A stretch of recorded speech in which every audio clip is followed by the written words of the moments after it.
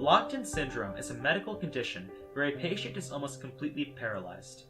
People with LIS have lost the ability to control almost every muscle in their body. These people cannot move their arms, legs, hands, larynx, and consequently, they have also lost the ability to talk, type, and in general, communicate. These patients have not had their thinking and mental ability diminished. They are still cognitively aware, but because of their condition, they find it so hard to communicate. Personally, I found this terrifying, and I want to help people with LIS express themselves. That's why I developed Blink to Text, a software solution that converts eye blinks to text. People with LIS can still voluntarily move and blink their eyes. Therefore, a software solution that relies solely on eye blinks would allow LIS patients to communicate freely and independently once again.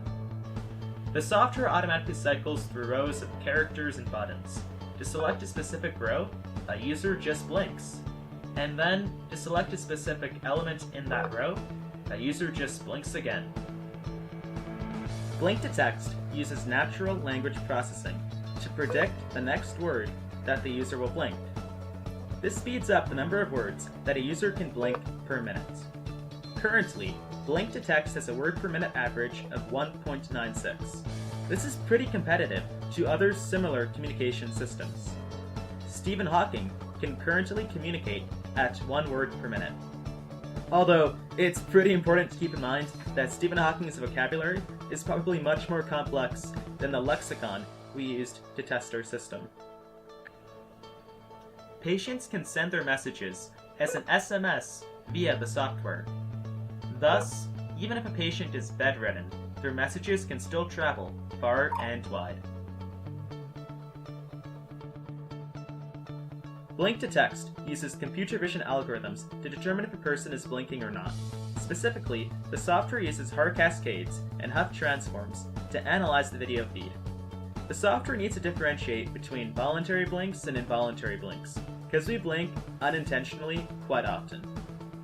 So the software only recognizes a blink if it lasts longer than 1.25 seconds. Many companies are developing products that are controlled by eye movement for quadriplegic people. These technologies rely on expensive hardware to track the user's eyes. These products can absolutely help people with LIS if they can afford the technology. Blink to Text focuses on a different demographic. The Christopher Reeve Foundation found that 28% of US households with a person who is paralyzed make less than $15,000 per year. A key goal of Blink to Text is that it's accessible to not only paralyzed people, but people of all financial classes as well. The technology is completely free and open source, and it can be run on any low-end computer. The only peripheral is a basic webcam. Blink to Text is an independent and free means of communication for LIS patients. The software is totally available on GitHub. I'm really excited to see what the maker and hacker community has to say for suggestions and improvements. If you want to find out more about the Blink to Text project, you can check out the Hackaday entry below.